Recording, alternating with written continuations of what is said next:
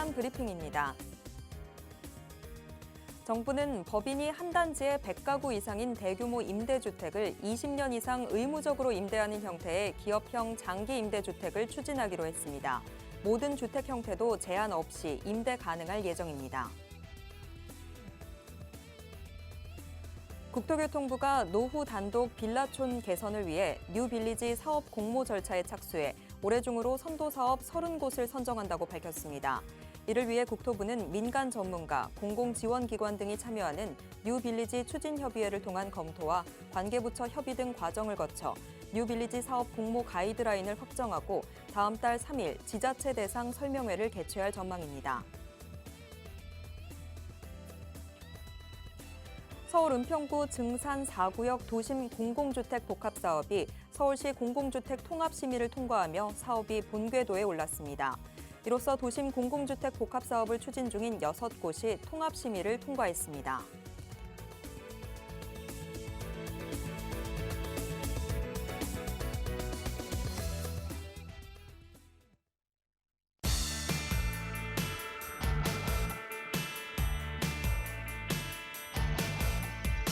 여러분 안녕하세요. 부동산 고민 무엇이든 물어보세요. 진행의 최슬기입니다. 보험사의 주택담보대출 금리가 5대 시중은행보다 낮아지는 초유의 사태가 발생하면서 보험사에 주담대를 신청하는 건수가 크게 늘었다고 합니다. 금융당국이 가계부채 관리를 위해서 은행권을 규제하다 보니까 대출 수요가 이 금융권으로 옮겨붙는 풍선 효과가 발생한 건데요. 사태가 이렇게 흘러가다 보니까 당국은 이 금융권에도 가계부채 관리를 주문했다고 합니다. 자, 보험사로 옮겨간 지금의 영끌족들. 과연 시장에는 어떤 영향 미치게 되는 걸까요? 지금 이 시간 저희와 함께 하시면서 향후 부동산 시장의 흐름들 꼼꼼하게 체크해 보시기 바랍니다. 그리고 부동산에 대한 궁금증 있으신 분들은요. 지금 바로 02-2638-3971번으로 전화 주시거나 샵 3989로 문자 보내주시기 바랍니다. 저희가 빠르고 꼼꼼한 답변 드리도록 하겠습니다. 자, 그럼 부동산 고민 무엇이든 물어보세요. 지금 바로 시작합니다.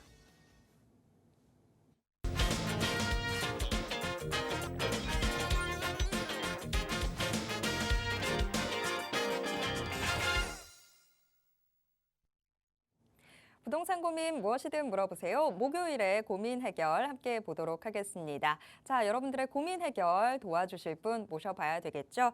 차동백 부동산 경제연구소 차동백 대표이사님 모시겠습니다. 대표님 어서 오세요. 네, 안녕하세요. 반갑습니다. 자, 전체 시장 자체가 부동산 시장이 계속해서 달구어지고 있죠. 가만히 보면은 자, 경제 어렵죠. 사회적으로 어렵죠. 뭐 각 나라들은 지금 어떤 데는 전쟁을 하고 있죠. 뭐 중국도 지금 난리가 아니죠. 일본도 난리죠. 전 세계가 지금 위험한데 한국 부동산만 지금 과열되고 있는 그런 상황이죠. 대출까지 받아가면서 하는 연끌들이 받쳐주고 있고요. 지금의 한국 부동산은 특히 서울 중심으로 일어나는 이러한 부동산 현상은 빚더미 위에서 올라가는 거죠. 연끌들이 대출을 이용해서 그거를 구입해 줌으로 인하여 연쇄적인 반응을 일으키면서 가격을 밀어 올리는, 그러니까 큰 건물이 있으면 건물의 그 1층, 지하층에서부터 밀어 올리는 거죠. 전체적으로. 그런데 그것이 전부 빚이라는 겁니다. 이 빚은 제가 누누이 말씀드렸다시피 앞으로 금리가 내려간다고 하더라도 대출 금리 자체가 그렇게 쉽게 많이 내려가거나 그렇게 기대하시면 안 됩니다. 고로 연끌을 해서 대출을 해서 주택을 구입하시려고 하는 분들은 앞으로 이 주택 금리에 대해서 많이 내려갈 거야, 괜찮을 거야 이렇게 생각하시면 안 됩니다. 아울러서 경기가 만약에 나빠지면 저는 늘 강조해왔죠. 경기가 굉장히 내년에는 나빠질 것이다. 경기가 침체되거나 나빠지면 나빠질수록 대출을 받은 사람은 이중 고통이 따르게 됩니다. 그래서 저는 개인적으로 대출을 받아서 뭐 아주 일부 극소수는 몰라도 대출을 뭐 50% 이상씩 이렇게 받아서 주택을 구입하는 거는 지금은 아니지 않냐. 아무리 봐도 너무 위험하다.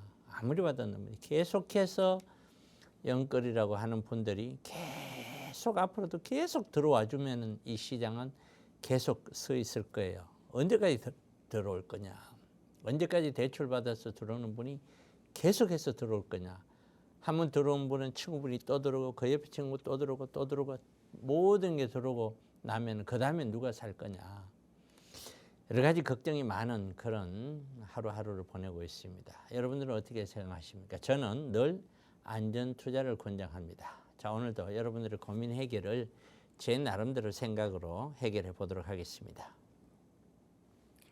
네, 사실 방송 들어오기 전에 대표님과 바깥에서 좀, 지금 참 상황 안 좋은 것 같다. 뭐 이런 이야기들을 했습니다. 저희도 시청자 여러분들께 뭐 마냥 좋은 얘기들, 긍정적인 이야기들 해드리고 싶지만 그게 저희가 할 일은 아닌 것 같습니다. 지금 여러분들께서 좀 준비하셔야 되는 부분들, 대비하셔야 되는 부분들, 좀 그런 쓴소리도 저희가 드려야 되는 게 아닌가 싶은데요. 자, 그런 자리 지금 준비가 되어 있습니다. 오프라인에서 차동백 대표님 만날 수 있는 자리, 이 부동산 무료 세미나가 준비되고 있는데요. 자, 이 자리에서 어떤 내용들 들을 수 있는지 좀 자세한 소개 들어보면 좋을 것 같습니다. 대표님 소개 좀 부탁드릴게요. 네, 저는 걱정이 많습니다. 어떤 걱정보다도 제 개인적인 것보다는 우리 시청자분들이 이런 방송을 보고 어떤 투자를 할 때 그 미래에 대해서 본인들이 다 책임을 져야 되는 것이거든요.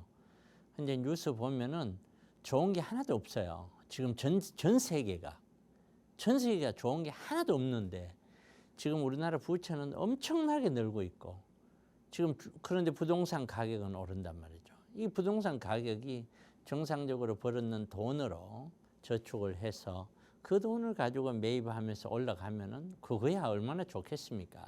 그런데 거의 대다수가 다 지금 대출을 이용해서 지금 구입을 하고 그 심리 자체가 지금 구입 안 하면 나는 영원히 집을 못 구할 거야 하는 그런 불안 심리들이 작용하면서 이 계속해서 대출을 이용해서 주택을 사주니 밑에 대고 팔았는 사람은 또 조금이라도 더 좋은 상급지로 또 돈을 보태서 가고 또 팔았는 사람은 또 상급지 가고 상급지가 좋다고 해서 계속 그렇게 몰리고 있고 과연 이게 언제까지 그렇게 될 거냐 이게 거의 정점에 왔지 않았느냐 저는 거의 정점에 오지 않았느냐 그런 생각을 해봅니다.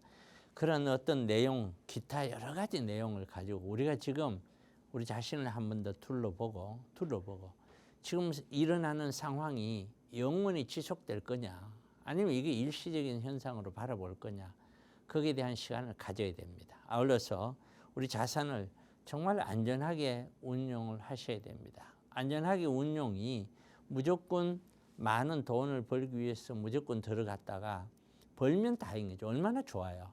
근데 못 벌고 거기다가 튕겨 나오면은 그때는 어떻게 할 거냐라는 얘기예요. 너무 많이 위험하죠. 그래서 어떤 그 흐름을 봤었을 때 저는 개인적으로 이런 경기 침체가 제일 걱정이 돼요. 경기 침체가 저는 내년에 적어도 올해 말부터나 내년부터는 경기 침체가 굉장히 걱정이 됩니다. 미국에서 나오는 여러 가지 데이터만 가지고 설명할 수는 없어요. 이제 9월 달 돼서 9월에 미국의 금리 인하가 있을 것 같아요. 지금 보면은. 근데 금리 인하가 과연 0.5포인트, 0.5pp를 내릴 거냐, 아니면은 0.2는 0.5를 내릴 거냐.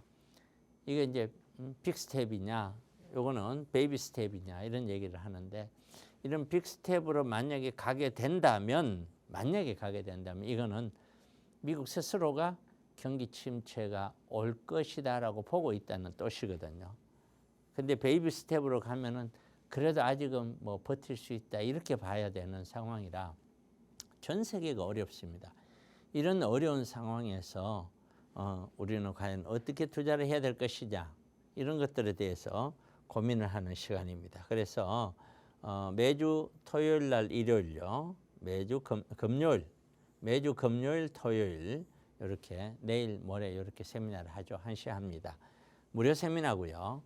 여러분은 7호선입니다. 7호선 논현역입니다. 논현역 6번 출구에 오시면은 그 1분 거리에 있으니까 여러분들이 지금 고민을 하셔야 됩니다. 지금 정말 뭐를 해야 되고 뭐를 하지 말아야 될 것인지 이 고민하지 않으면은 두고 여러분들은 어려워질 수 있습니다. 세미나 때 오셔서 저와 함께 좋은 시간 되었으면 좋겠습니다. 네. 자, 금요일, 토요일 오후 1시에 부동산 무료 세미나 진행되고 있습니다. 지금 같은 시기에 내가 하지 않아야 될 일, 이런 부분들만 좀 명확하게 알더라도 투자는 훨씬 더 간단해지고 쉬워지는 것 같은데요. 그런 부분들 이 부동산 무료 세미나에서 도와드릴 예정입니다. 꼭 함께 해보시면 좋을 것 같습니다. 다만 오시기 전에 전화만 한 통 주시면 좋을 것 같습니다. 02-2638-3971번으로 전화 주시면요. 어떻게 참여하실 수 있는지 상세한 안내 도와드리도록 하겠습니다. 자, 그럼 이제 본격적으로 우리 시청자 여러분들의 부동산 고민 해결 도와드리도록 하겠습니다. 혹시 아직까지도 혼자서만 고민하고 계신다면요. 지금 바로 전화기 들고 전화해 주시기 바랍니다. 02-2638-3971번 무료 전화 활짝 열려 있습니다. 자, 지금 한 분의 시청자분과 전화 연결되어 있는 것 같은데요. 전화 바로 받아보도록 하겠습니다. 여보세요? 여보세요? 네, 안녕하세요. 네, 안녕하세요. 네, 수고 많으세요. 아유, 감사합니다. 어떤 부동산 고민 있으실까요?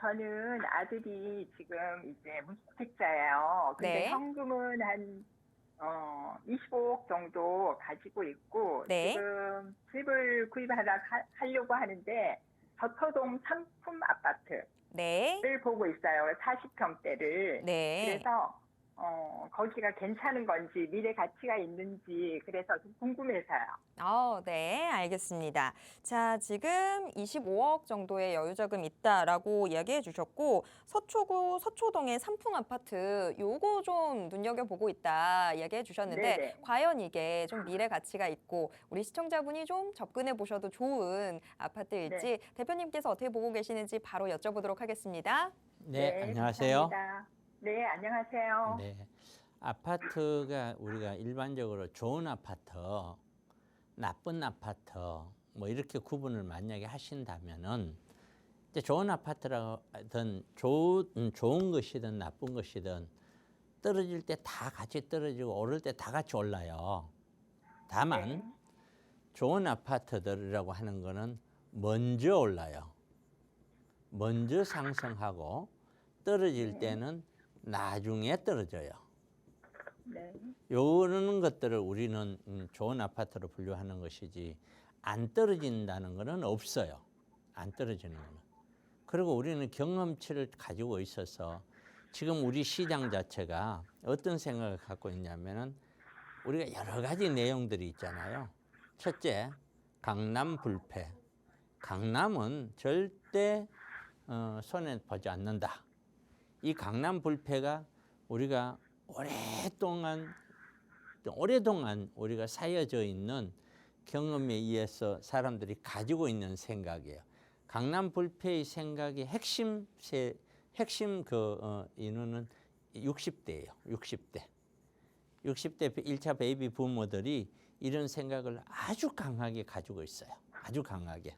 그리고 2차적으로는 이제 50대도 그런 생각을 일부 가지고 있죠. 어차피 70대는 어떤 부동산 투자에 대한 큰 어떤 관심들은 별로 없으세요. 자, 그 다음에 두 번째는 여하튼 떨어지더라도 또 올라갈 거야. 반드시. 그렇기 때문에 지금 사더라도 좀 떨어질 수 있어. 그래야 괜찮아. 그렇지만 놔두면 또 올라가.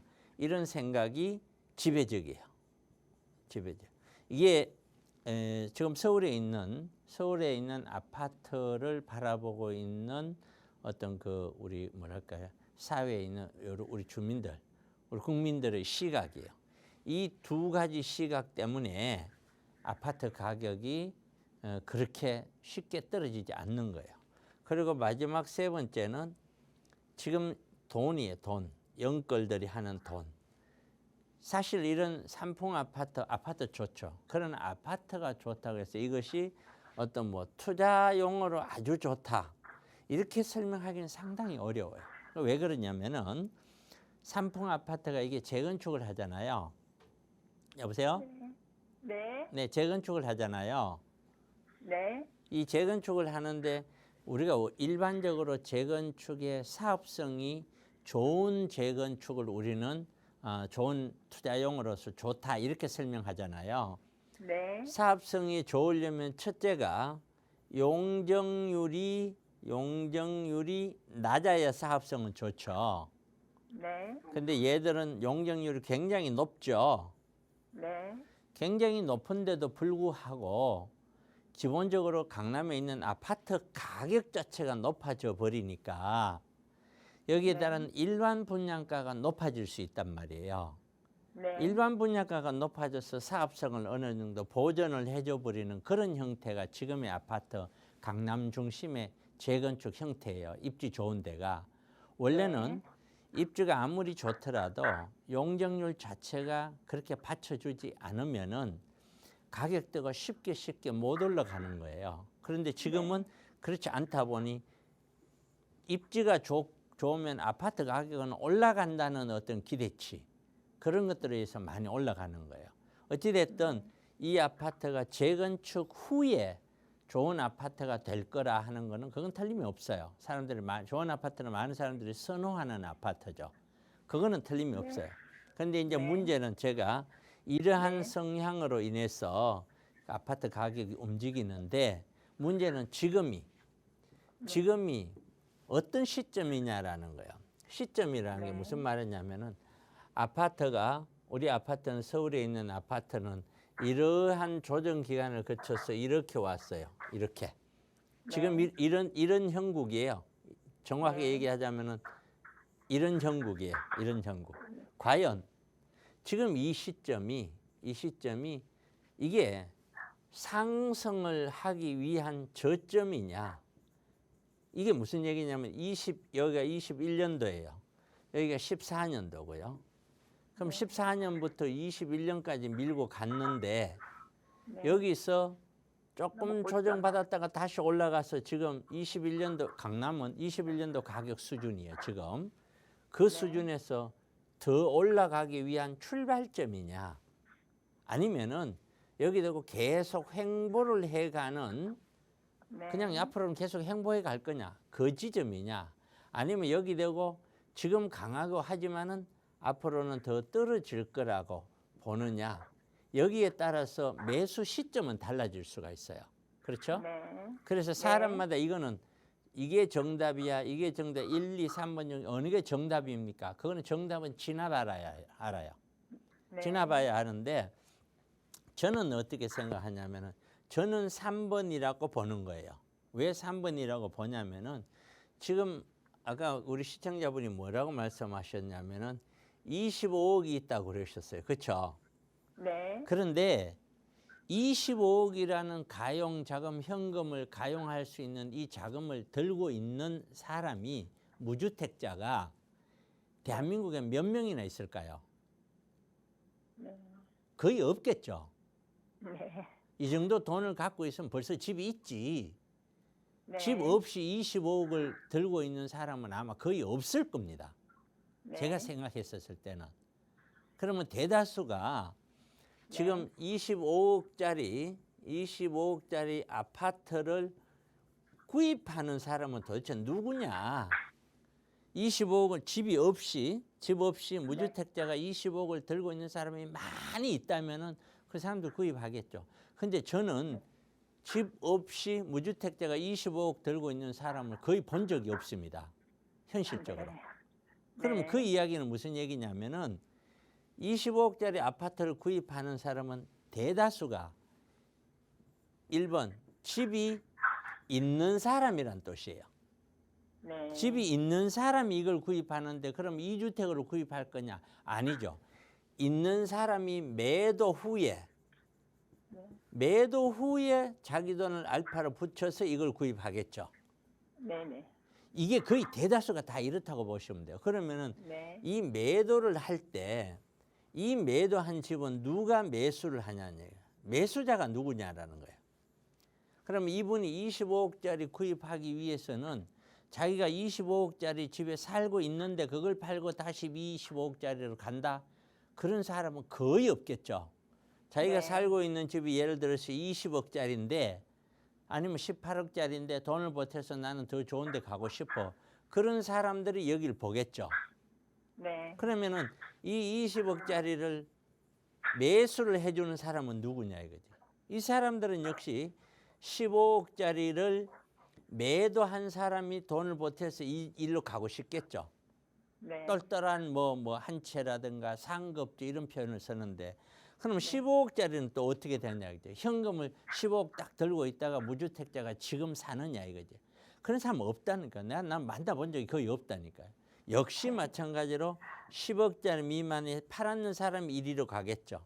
결국에는 지금 현상을 저는 어떻게 보냐면은 아파트 가격이 이렇게 있으면은 이렇게 예를 들어 여기가 10억, 15억, 20억, 25억, 30억 이상 이렇게 보면은 맨 밑에 여기가 바로 영끌들 투자라고 말씀을 드렸죠. 뭐 5억, 6억, 7억, 8억, 9억짜리. 여기에 대출자들이 대출을 이용해서 이걸 구입을 하는 거예요.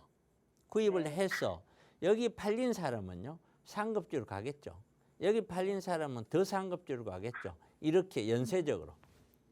그런데 우리가 21년도 고점을 찍고 거래가 뚝 끊어졌어요. 그러면서 22년도에는 가격이 상당 부분 떨어졌어요. 엄마 아파트 같은 경우에는 거의 한 30% 가까이 떨어졌었어요. 떨어졌는데 그 떨어질 때 어떤 일이 있느냐. 이런 영끌들이 들어오질 않았어요. 왜? 가격이 떨어지니까요. 영끌들이 거래가 안 들어오면은 어떻게 해요? 연쇄적으로 일어나는 게 다 안 일어나죠. 그래서 22년도에 거래가 역대 최저였던 거예요. 역대 06년도부터 시작을 해서 20년간 일어나는 거래량 중에 22년도가 최저예요. 왜? 이런 상태니까요. 그렇게 보면은 그랬다가 다시 올라가니까 바닥을 치고 가니까 어떻게 해요? 영끌들이 또 붙는 거예요. 붙으니까 또 올라가는 거예요. 지금 상황이. 그러면 지금 아파트 가격을 올리는 근본적인 요인이 뭐냐? 사람들이 돈이 있어서 그럼 올라가느냐? 아니다는 거죠. 돈이 있어서 올라가는 게 아니라는 거예요. 기대감 때문에 돈을 넣는데 그 돈의 가장 기본은 맨 밑에 있는 영끌들 대출로 인해서 이 전체 아파트 가격을 받치고 있기 때문이라는 거예요. 그러면 올라가면 또 영끌들이 들어오겠죠. 또 올라가면 또 들어오겠죠. 이렇게 몇 개월 동안 우리가 계속해서 들어왔잖아요. 자, 그러면은 이게 언제까지 들어올 거냐는 얘기예요. 첫째, 그럼 금융당국은 이렇게 들어올 수 있게끔 계속해서 놔둘 거냐. 이게 윤석열 정부 들어오고 처음에 부동산 완화한다고 또 자녀 뭐 더 많이 나라고 자녀에게 특별한 어떤 대출할 때 절대로 이건 하면 안 된다라고 저는 생각을 하면서 이런 식으로 하면 안 된다고 했는데 그런 식으로 하더라고요.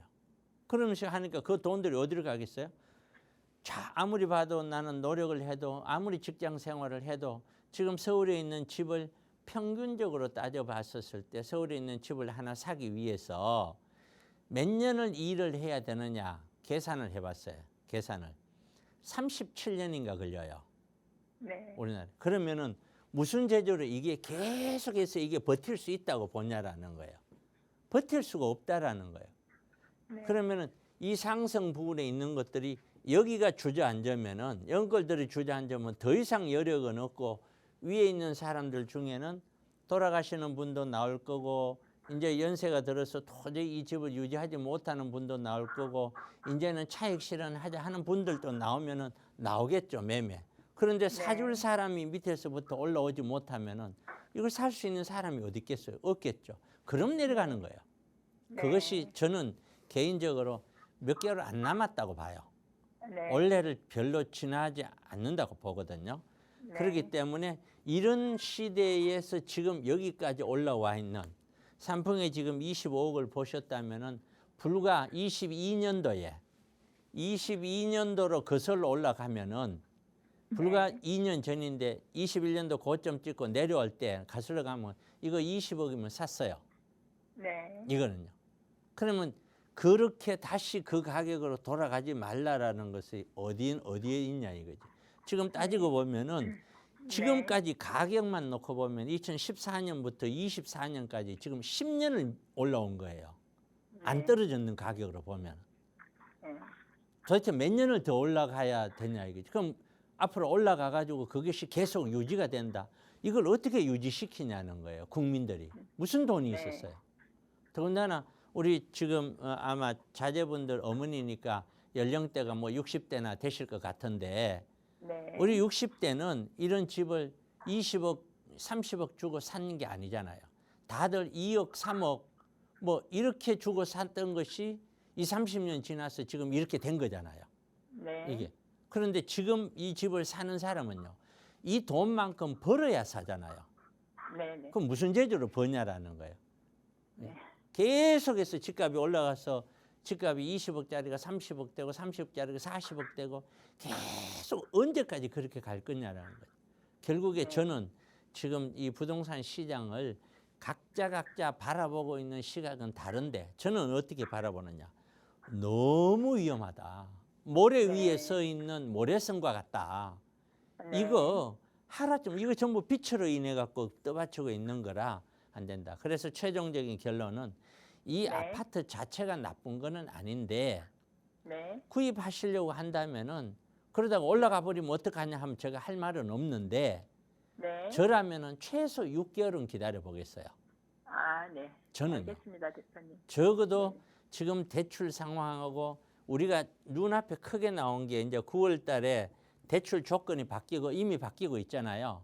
아, 네. 오늘 끝 마무리에 제가 그거 준비를 했으나 그것도 한번 보세요. 여기에 대해서 앞으로 시장이 어떻게 될 거냐. 이게 하나가 있고요.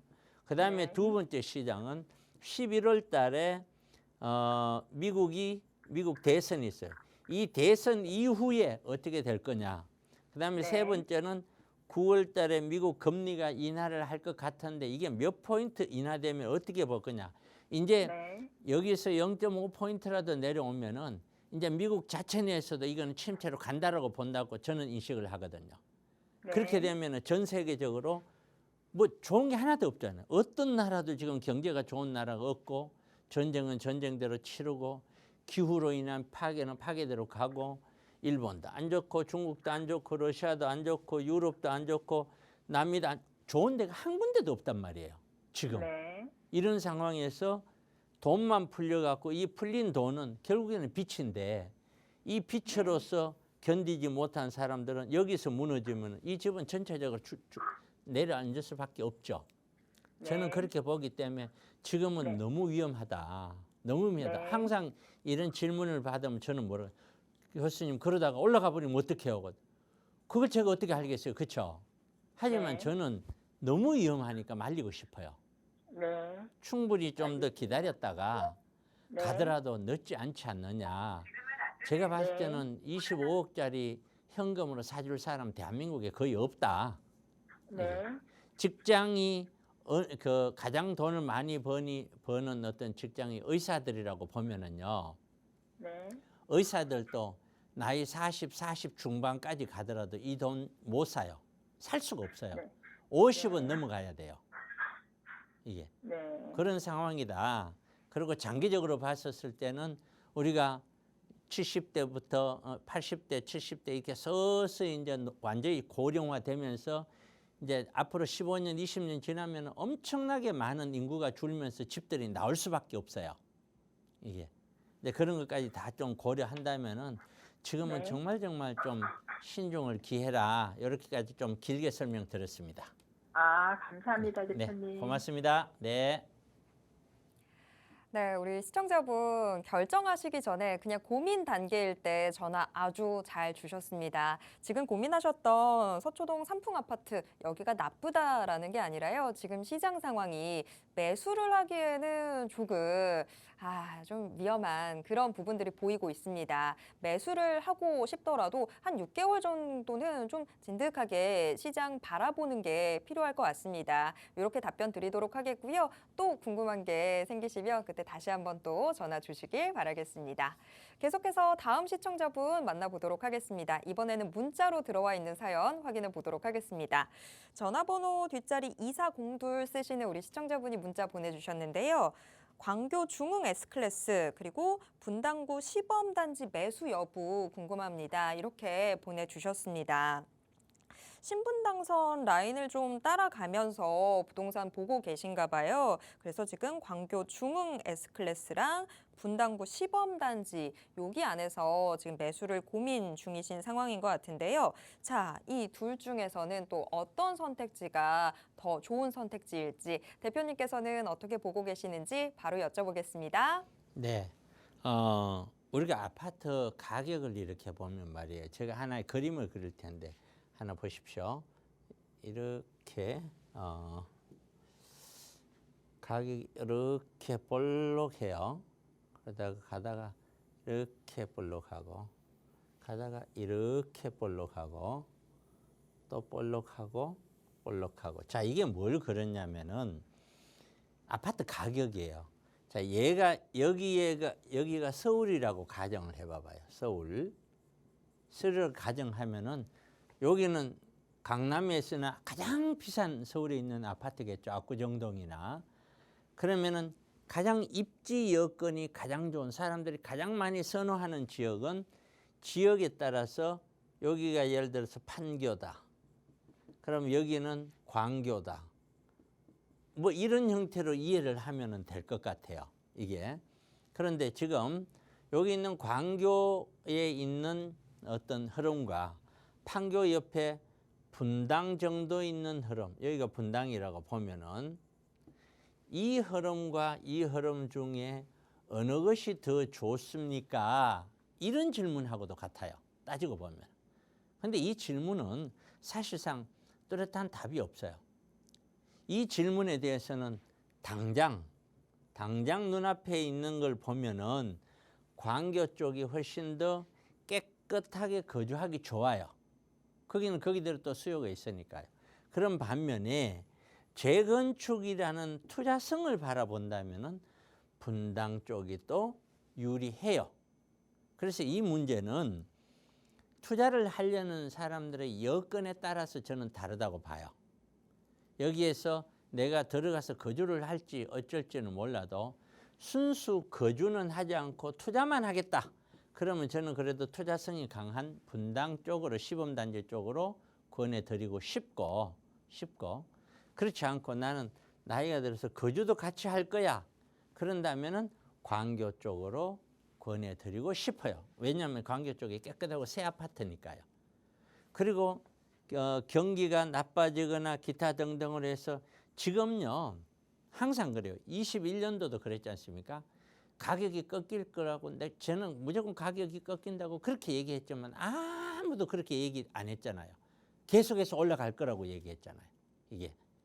근데 결국에는 꺾였잖아요. 꺾이고 난 뒤에 제가 올라간다고 그랬어요. 꺾일 때는. 이거 다시 올라갑니다. 또 올라가잖아요. 올라가지만 내려간다고 그랬어요. 내려갔잖아요. 내려가지면 또 올라간다고 그랬어요. 올라갔잖아요. 근데 이제 거의 정점까지 거의 왔다고 제가 말씀을 드리고 있잖아요. 자, 이게 무슨 얘기냐? 사람마다 생각하는 바가 다른 거예요. 사람마다. 근데 투자의 어떤 심리 자체가 식을 때는 전체 다가 같이 식어버려요. 근데 어찌됐든 내가 투자를 할 때 깨끗한 쪽으로 있는 신축 위주의 그런 지역에 있는 아파트를 내가 살까? 아니면은 어떤 재건축이라는 호재가 일기 신도시 중심으로 일고 있죠. 그러면 그쪽으로 갈까? 두 개 중에 하나 큰 틀에서 정해야 돼요. 그래서 저는 투자성이 강한 거는 분당 쪽이다. 저는 그렇게 보는 거예요. 그래서 두 개 쪽이 어디로 갈까요? 그렇다면은 둘 다 조금은 더 지켜봐야 되지만 분당 쪽이 좀 더 유리하지 않을까라고 봐요. 이쪽이든 가격대는 판교는 그 위에 있고요. 비슷한 가격대를 거의 유지한다라고 봐야 돼요. 비슷한 대로. 그렇게 생각하시면서 판단하면 좋을 것 같습니다. 네, 문자로 저희가 사연을 받았다 보니까 아무래도 좀 답변을 드리는데 한계가 좀 있었습니다. 훨씬 더 많은 정보가 있었다면 조금 더 정확한 답변 드릴 수 있었을 텐데 하는 아쉬움이 남습니다만 그래도 또 이 안에서 꼼꼼하게 답변 드렸습니다. 일단 우리 시청자분의 투자 성향에 따라서 조금 결과가 달라질 것 같긴 한데 실거주까지 만약에 생각을 하신다면 광교 이쪽도 나쁜 선택지는 아닐 것 같고요. 그런데 정말 아니라 오로지 투자만 생각하겠다라고 하신다면 분당 시범단지가 조금 더 맞는 선택지가 될 것 같다라고 이야기해 주셨습니다. 자, 하지만 우리 시청자분께서 조금 더 정확한 답변 원하신다면 다시 한번 전화 부탁드리도록 하겠습니다. 자, 계속해서 다음 시청자분 또 만나보도록 하겠습니다. 또 문자로 들어와 있는 사연 확인해 볼게요. 전화번호 뒷자리 0591 쓰시는 우리 시청자분이신데요. 합정동 투룸 다세대 주택을 매도한 후에 고양시 덕은동 오피스텔 이주 여부 이렇게 문자를 보내주셨습니다.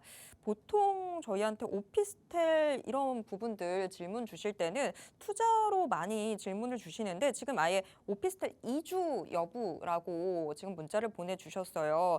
저희가 보통 접했던 사연과는 조금 결이 다른 것 같은데 자, 대표님께서는 지금 어떻게 보시는지 바로 여쭤보도록 하겠습니다. 네.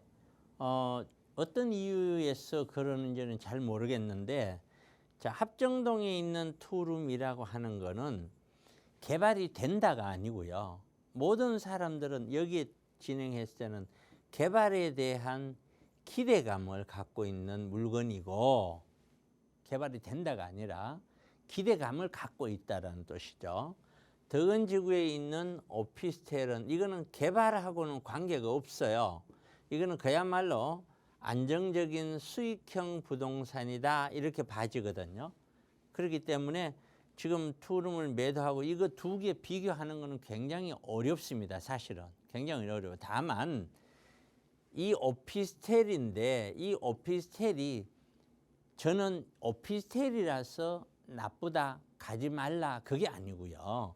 이 덕은지구 자체에 있는 이 오피스텔은 통상적으로 수요가 작을 수밖에 없는데 수요가 가장 작은 가장 큰 이유가 뭐냐? 얘는 일반 지하철하고 거리가 너무 멀어요. 지하철과는. 근데 우리가 오피스텔 수요는 실수요자들, 거주하는 수요자들, 세입자들 분들은 가장 중요한 것이 역세권이거든. 역세권. 이 얼마만큼 여기에 가깝느냐. 이 덕은지구에 있는 오피스텔은 여기하고 관계가 없어요. 너무 멀어요. 그렇기 때문에 저는 오피스텔에서 나쁘다가 아니라 지역적인 선택에서 저는 이런 쪽은 좀 아니지 않느냐. 그냥 거주는 할 수 있어도 매수까지는 아니지 않느냐라고 봐요. 이런 데는. 그렇기 때문에 이런 데 있는 오피스텔들은 지금 신축들이기 때문에 가격대가 높게 분양이 됐을 거라고 보고 추후 지나면은 아마 프리미엄이 마이너스 프리미엄으로 많이 형성될 가능성이 굉장히 높다 그렇게 봐요. 그렇기 때문에 다시 말씀드리지만은 합정동 쪽에 팔아서 오피스텔 가겠다 갈 수도 있죠. 안 갈 수도 있고요. 만약에 간다고 한다면은 서울 시내의 역세권 지하철 초역세권에 있는 쪽으로 가야지 저렇게 비역세권에 있는 오피스텔은 제가 권하지도 않고 그렇게 가시는 거는 조금 위험하다 이렇게 설명을 드릴게요.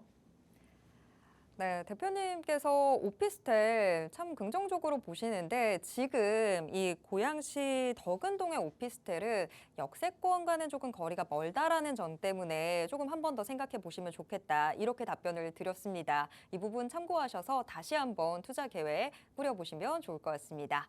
계속해서 다음 시청자분 만나보도록 하겠습니다.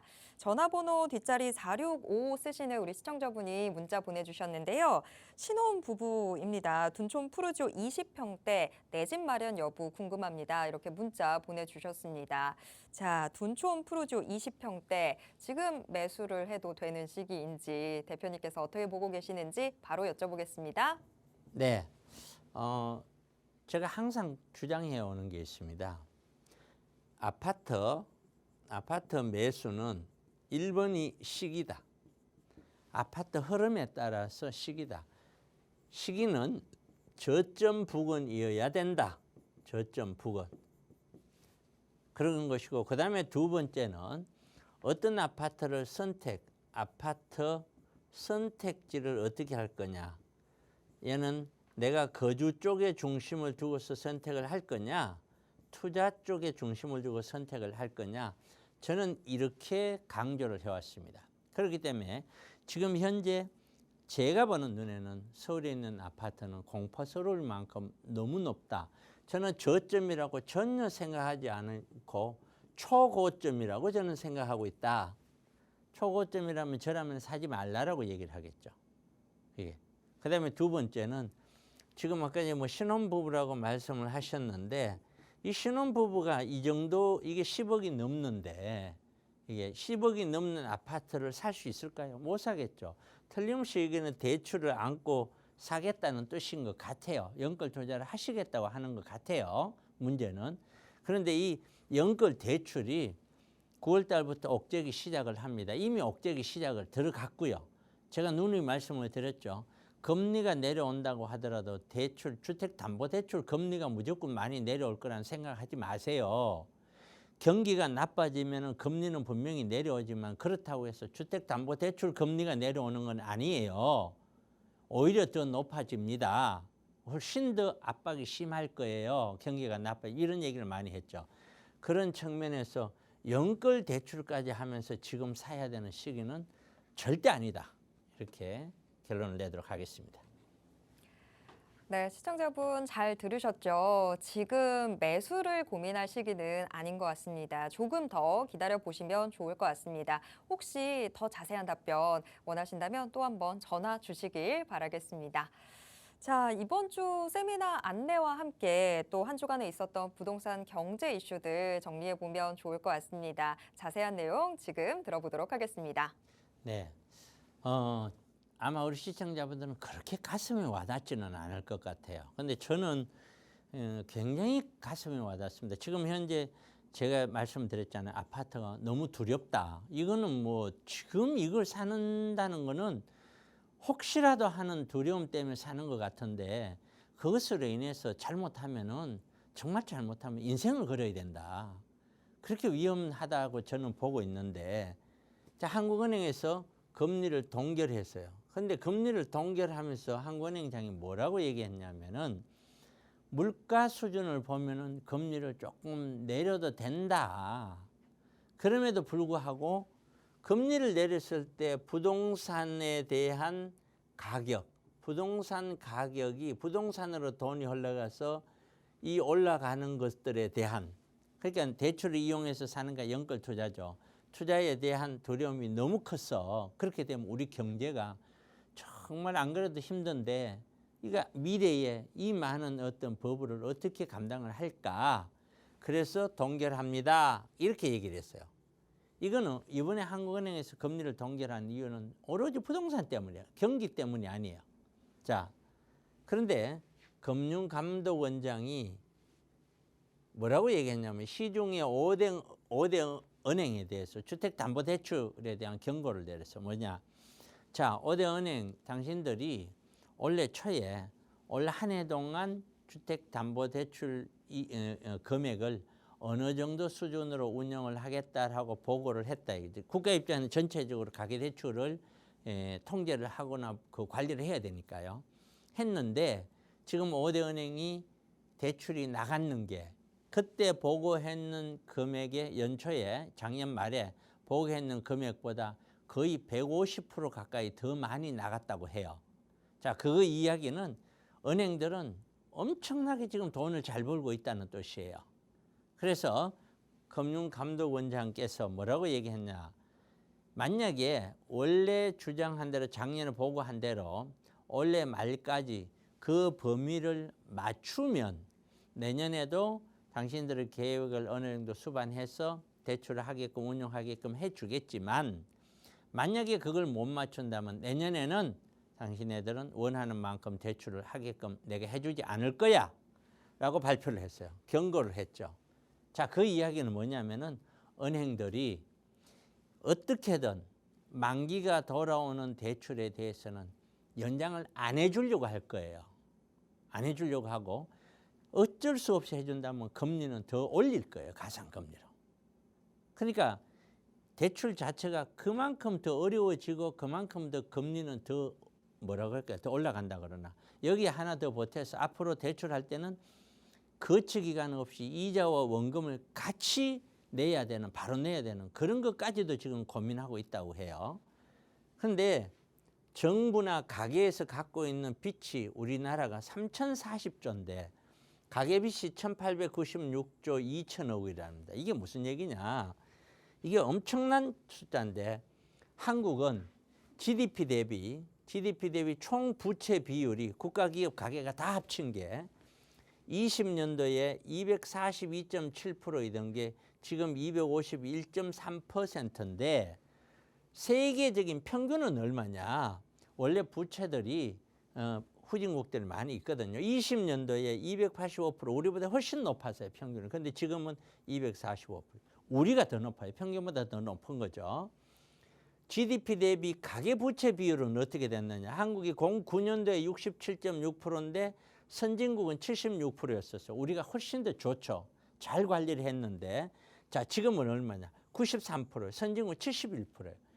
이러니까 앞으로 이 가계 대출, 이거 가계 부채를 줄이지 않으면 우리 경제는 정말 위험해지는 거죠. 거기다 더 큰 게 있어요.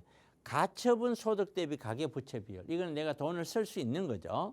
쓸 수 있는 돈 대신에 어느 정도의 부채냐 봤더니 한국이 08년대 138%였는데 선진국은 164%로 우리가 훨씬 더 좋았죠. 10년 전만 하더라도. 근데 지금 어떻게 되냐. 한국은 203%고 선진국은 오히려 줄였어요.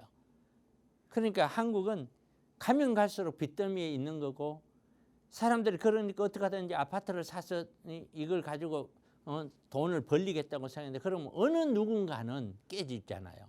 이게 한꺼번에 무너진다고 가정을 하면 겁이 나죠. 한꺼번에. 그래서 민간 부채 비율이 IMF는 그런 얘기했어요. 민간 부채 비율이 1%포인트가 증가가 되면은 한국 금융위기 확률은 0.4%포인트가 늘어난다 할 이런 얘기까지 가요. 지금 우리 부채가 이게 나는 대출 없으니까 괜찮아가 아니에요. 전체적인 국가 부채가 이게 관리가 안 되면은 지금도 너무 높아요. 이게 안 되면은 전체적인 자산 감소로 이루어지는 거예요. 일본도 이러한 과거에 이런 적이 있었어요. 굉장히 힘들었죠. 그래서 향후 부동산 시장에 대해서는 저는 그렇게 해봐요. 지금 거의 정점에 도달을 했다.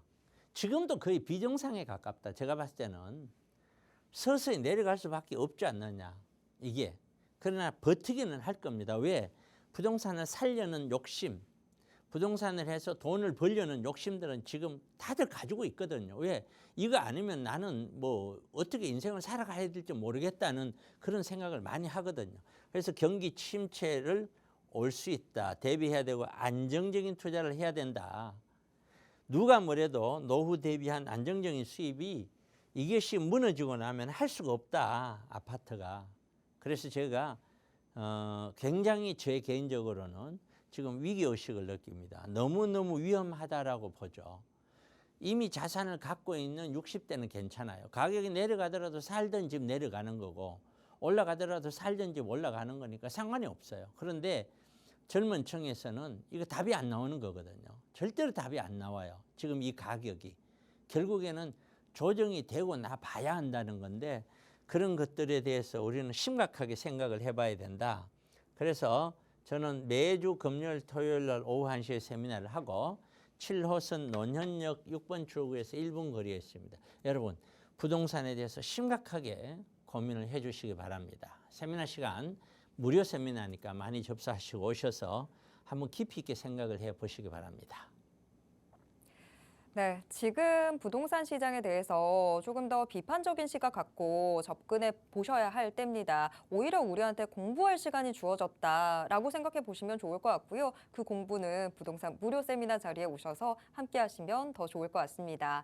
자, 이 부동산 무료 세미나 금요일, 토요일 오후 1시에 진행이 되는데요. 오시기 전에 전화 한 통화만 주시면 됩니다. 02-2638-3971번 열려 있습니다. 이쪽으로 전화 주시면 어떻게 참여하실 수 있는지 상세한 안내 도와드리도록 하겠습니다. 자, 저희가 방송을 통해서 제공해 드리는 정보는 투자 판단에 대한 조언일 뿐이라는 점 꼭 기억해 주시길 바랍니다. 계속해서 편안한 오후 보내시고요. 저는 내일 오후 1시에 돌아오겠습니다. 고맙습니다.